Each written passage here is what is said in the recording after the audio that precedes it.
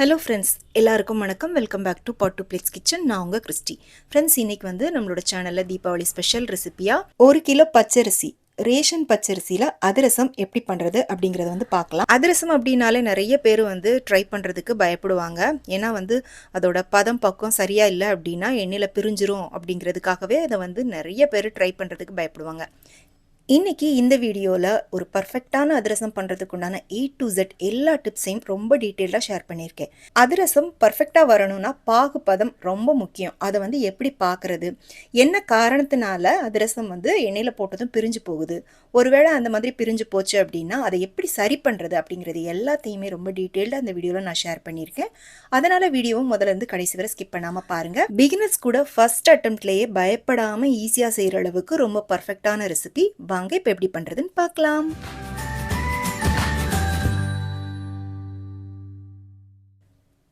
அதிரசம் பண்ணுறதுக்கு இங்கே நான் 1 கிலோ அளவுக்கு ரேஷன் பச்சரிசி எடுத்திருக்கேன். ரேஷன் பச்சரிசி வேண்டான்னு நினைக்கிறவங்க நீங்கள் கடையில் மாவு பச்சரிசி இருக்கும், அதை கேட்டு வாங்கிக்கோங்க. பலகாரங்களுக்கு அது ரொம்பவே நல்லாயிருக்கும்.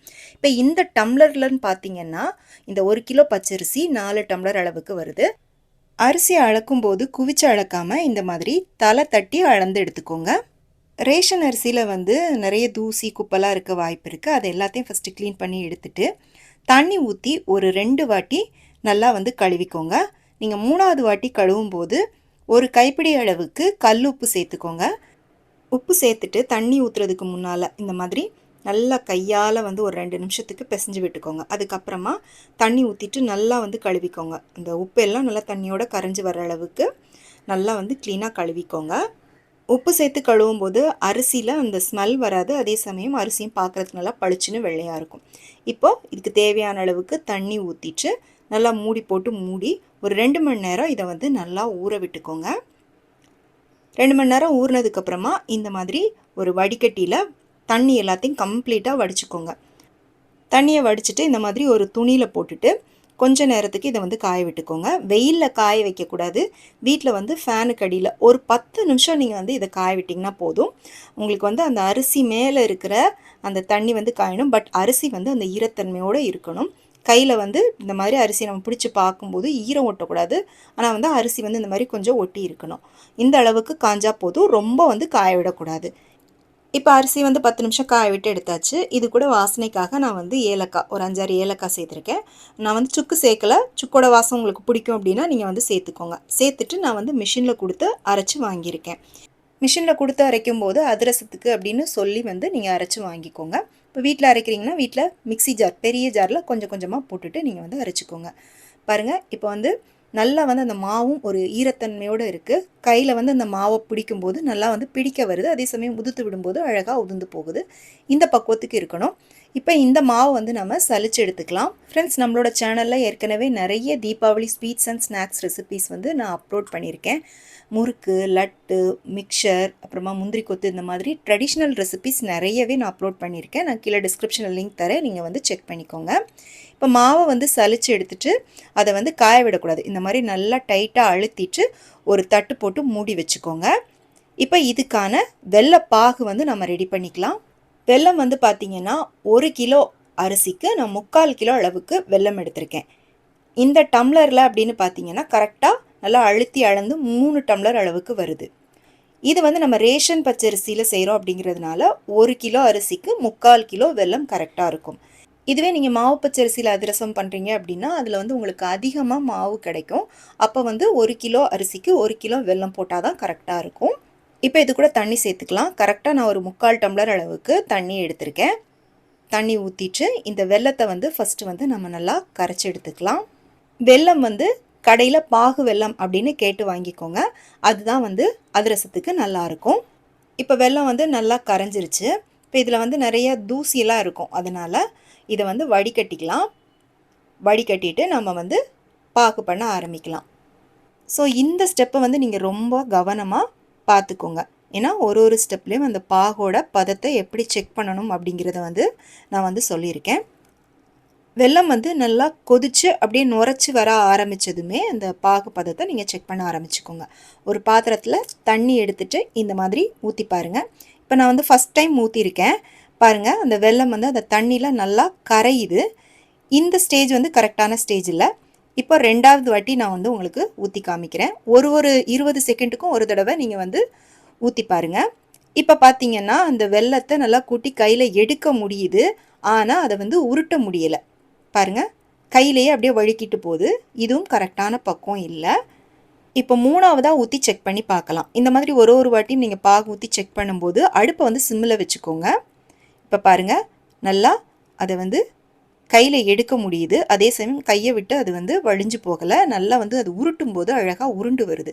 நல்லா ஒரு சாஃப்ட்டான பால் மாதிரி உருண்டு வருது. அதாவது தக்காளி பக்குவம்னு சொல்லுவாங்க. அந்த பக்குவத்துக்கு நீங்க வந்து கரெக்ட்டா பாகு ரெடி பண்ணிக்கணும். இப்ப அடுப்ப ஆஃப் பண்ணிக்கோங்க.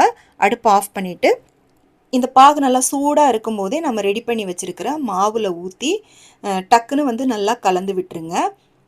ஒரே நேரமா ஊத்தாம கொஞ்சம் கொஞ்சமா ஒரு 3 வாட்டியா அந்த பாக வந்து மாவுல ஊத்திட்டு கலந்துக்கோங்க.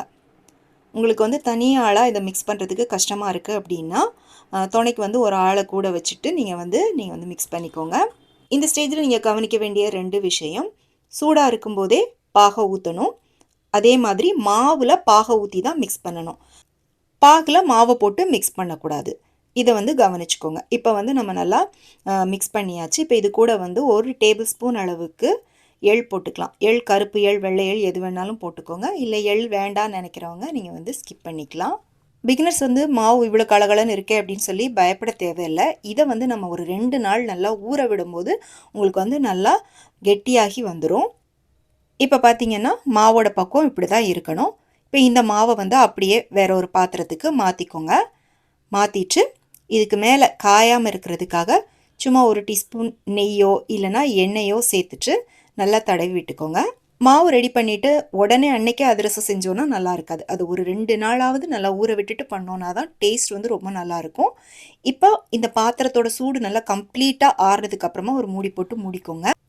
இத வந்து நீங்க ஃப்ரிட்ஜில வைக்கணும் அப்படின்னு அவசியம் கிடையாது.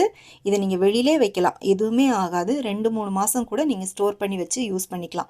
எப்ப தேவையோ அப்போ உங்களுக்கு தேவைக்கு ஏத்த மாதிரி எடுத்து அதிரசம் செஞ்சுக்கலாம். இப்ப நான் 2 நாள் ஊற விட்டுட்டு எடுத்திருக்கேன். இப்ப இத வந்து நம்ம ஓப்பன் பண்ணி பார்க்கலாம். பாருங்க, நம்ம மேல நெய் சேர்த்ததுனால நல்லா காயாம இருக்கு. பாருங்க மாவு வந்து நல்லா இறுகியிருக்கு. கரெக்டான ஒரு பக்குவத்துல இருக்கு. ஒருவேளை இந்த ஸ்டேஜ்ல உங்களுக்கு மாவு ரொம்ப டைட் ஆயிருச்சு அப்படின்னா, நீங்க பயப்பட வேண்டாம். ஒரு 2 டீஸ்பூன் அளவுக்கு சுடு தண்ணி ஊத்திட்டு பெசஞ்சுக்கோங்க. அதே சமயம் மாவு ரொம்ப கலகலன்னு இருக்கு அப்படின்னாலும் பயப்பட வேண்டாம். 1 ஸ்பூன் கோதுமை மாவு, இல்லன்னா 1 ஸ்பூன் அரிசி மாவு சேர்த்துட்டு நல்லா வந்து பெசஞ்சு விட்டுட்டீங்க அப்படின்னா, உங்களுக்கு வந்து அந்த மாவோட பக்குவம் கரெக்ட்டா வந்துரும். பாருங்க, கையில எடுத்து இந்த மாதிரி உருட்டும்போது அழகா உருட்ட வரணும். நல்லா இந்த மாதிரி தட்டும்போது உங்களுக்கு வந்து அதிரசம் தட்டுறதுக்கு கரெக்ட்டா இருக்கணும். இதுதான் வந்து கரெக்ட்டான பக்குவம். ஸோ இந்த 2 டிப்ஸ வந்து நீங்க நோட் பண்ணிக்கோங்க. இப்போ நம்ம வந்து அதிரசம் சுட ஆரம்பிக்கலாம். அதிரசம் வந்து சுடுறதுக்கு முன்னால எண்ணெய சூடு பண்ணிட்டு, அதில கொஞ்சமா வந்து நீங்க அந்த மாவ எடுத்து போட்டு பாருங்க. எண்ணெயில போட்டு அந்த மாவு பிரிஞ்சுச்சு அப்படின்னா, உடனே மாவோட பக்குவம் கரெக்ட்டா இல்லன்னு முடிவு பண்ணாதீங்க. எண்ணெயோட சூடு கரெக்ட்டான டெம்பரேச்சர்ல இல்ல அப்படின்னாலும் உங்களுக்கு வந்து அதிரசம் பிரியும். அப்ப வந்து நீங்க கொஞ்சம் சூடு அதிகமா வச்சுட்டு அதுக்கப்புறமா அதிரசம் போடுங்க. அப்படி போட்டும் உங்களுக்கு வந்து பிரியுது அப்படின்னா, பக்குவம் சரியில்லன்னு அர்த்தம். அப்போ நான் சொன்ன மாதிரி அரிசி மாவு இல்லன்னா கொஞ்சம் கோதுமை மாவு கலந்துட்டு நீங்க வந்து செஞ்சு பாருங்க. எனக்கு மாவோட பக்குவம் கரெக்ட்டா இருக்கிறதுனால, அதிரசம் வந்து எண்ணெயில பிரியல. இப்ப நம்ம வந்து அதிரசம் தட்ட ஆரம்பிக்கலாம். நான் வந்து இன்னைக்கு வாழை இலையில உங்களுக்கு வந்து அதிரசம் தட்டி காமிக்கிறேன். பக்கத்துல ஒரு சின்ன கிண்ணத்துல எண்ணெய் எடுத்துக்கோங்க. எண்ணெய் தொட்டு வாழை இலையில கொஞ்சம் தடவிக்கோங்க. அதே சமயம் கையிலயும் கொஞ்சம் தடவிட்டு, ஒரு சின்ன லெமன் சைஸுக்கு நீங்க மாவு எடுத்துட்டு இலையில வச்சுட்டு தட்டிக்கோங்க. ஒரு சிலர் வந்து அதிரசத்துக்கு நடுவுல ஓட்டை போட மாட்டாங்க. அப்படி நீங்க ஓட்டை இல்லாம பண்ணுவீங்கன்னா, ஓட்டை இல்லாம பண்ணிக்கோங்க. நான் வந்து ஓட்டை போட்டு தான் பண்ணுவேன். அதிரசம் வந்து தட்டும்போது ரொம்ப திக்காவும் தட்டக்கூடாது, ரொம்ப தின்னாவும் தட்டக்கூடாது. இந்த மாதிரி ஒரு திக்னஸ்ல இருக்கிற மாதிரி தட்டிக்கோங்க. வாழை இலை இல்லாதவங்க இந்த மாதிரி ஒரு பால் கவர் எடுத்துட்டு, அதில கூட வந்து நீங்க தட்டிக்கலாம். இப்ப கடைகள்லலாம் பார்த்தீங்கன்னா, பெரிய எண்ணெய் சட்டி வச்சுட்டு அதில நெறைய எண்ணெய் ஊத்தி அதிரசம் பண்றதுனால நல்லா பெருசு பெருசா போடுவாங்க. அது வந்து சீக்கிரம் வெந்துரும். நம்ம வீட்ல வந்து சின்ன எண்ணெய் சட்டியில கொஞ்சமா எண்ணெய் ஊத்தி பண்ணுவோம். அதுக்கு ஏத்த சைஸ்ல நம்ம போட்டா தான் உள்ள இருக்கிற மாவெல்லாம் நல்லா வேகும். அதனால ரொம்ப பெருசா தட்டாம கரெக்ட்டான அளவுல நீங்க வந்து அதிரசம் தட்டி போட்டுக்கோங்க. ஸோ இந்த இடத்துல நீங்கள் கவனிக்க வேண்டியது என்ன அப்படின்னா, எண்ணெய் ரொம்ப ஹை ஃப்ளேமில் இருந்தாலும் அதிரசம் டக்குன்னு செவந்து கருகிரும், உள்ளுக்குள்ளே வேகாது. ரொம்ப லோ ஃப்ளேமில் இருந்தாலும் உங்களுக்கு அதிரசம் பிரிஞ்சிரும். அதனால் கரெக்டாக நல்லா சூடானதும் மீடியம் ஃப்ளேமில் வச்சுட்டு அதிரசம் போடுங்க. ஒரு பக்கம் செவந்ததும் இன்னொரு பக்கம் திருப்பி விட்டுக்கோங்க. ஒரு பக்கமும் வேகிறதுக்கு கரெக்டாக 30 செகண்ட் தான் எடுக்கும். இப்போ இந்த அளவுக்கு செவந்து வந்ததும் எண்ணெயிலேருந்து எடுத்துருங்க. ஒரு சிலர் அதிரசத்தை எண்ணெயிலேருந்து எடுத்ததும் அதை நல்லா அழுத்தி அதில் இருக்கிற எண்ணெய் எல்லாத்தையும் பிழிஞ்சு எடுத்துருவாங்க. நான் வந்து அந்த மாதிரி பண்ண மாட்டேன். ஏன்னா அந்த அதிரசத்தை நம்ம எண்ணெயிலேருந்து எடுத்ததுக்கு அப்புறமும் பார்த்தீங்கன்னா அது உள்ளுக்குள்ளே நல்லா வெந்துட்டு தான் இருக்கும். ஸோ அதனால் நான் வந்து அந்த எண்ணெயை வந்து எடுக்க மாட்டேன். நீங்கள் பிழிஞ்சு எடுப்பீங்கன்னா ரொம்ப அழுத்தாமல் லைட்டாக பிழிஞ்சு எடுத்துக்கோங்க. அதுக்கு பதிலாக இந்த மாதிரி ஒரு தட்டு சாய்வாக வச்சுட்டு அதிரசத்தை சுட்டு சுட்டு இந்த மாதிரி வச்சுட்டோம் அப்படின்னா அதில் இருக்கிற மீதி எண்ணெயெல்லாம் அந்த மாதிரி வடிஞ்சு வந்துடும். இந்த 1 கிலோ அரிசியில் வந்து நமக்கு ஒரு 30லிருந்து 40 அதிரசம் வந்து நம்ம பண்ணலாம். இப்போ அதிரசம் எல்லாம் சுட்டு எடுத்தாச்சு. அதிரசம் நம்ம செஞ்ச உடனே சாப்பிட்றத விட ஒரு 2 நாள் கழித்து சாப்பிடும்போது அதோட டேஸ்ட் வந்து ரொம்ப நல்லாயிருக்கும். இப்போ நான் உங்களுக்கு வந்து பிச்சு காமிக்கிறேன் பாருங்கள். ரொம்ப ரொம்ப பர்ஃபெக்டாக வந்திருக்கு. பிக்கும்போது உள்ளுக்குள்ளே இப்படி தான் இருக்கணும். பாருங்கள், மாவு நல்லா வெந்திருக்கு. ரொம்ப கட்டியாக இல்லாமல் கையில் எடுத்து பார்க்கும்போது கொஞ்சம் ஒரு உதிரியாக இருக்கிற மாதிரி இருக்கணும். அதுதான் கரெக்டான பக்குவம். கண்டிப்பாக இந்த தீபாவளிக்கு பயப்படாமல் ட்ரை பண்ணி பாருங்கள். செஞ்சு பார்த்துட்டு எப்படி இருந்துச்சுன்னு உங்களுடைய கருத்துக்களை கமெண்ட் செக்ஷனில் சொல்லுங்கள். ரெசிபி பிடிச்சிருந்துச்சு அப்படின்னா மறக்காமல் லைக் பண்ணிவிட்டு ஃப்ரெண்ட்ஸ் அண்ட் ஃபேமிலிக்கு ஷேர் பண்ணுங்கள். மீண்டும் வேறொரு ரெசிபியோடு சந்திக்கிறேன். நன்றி, வணக்கம்.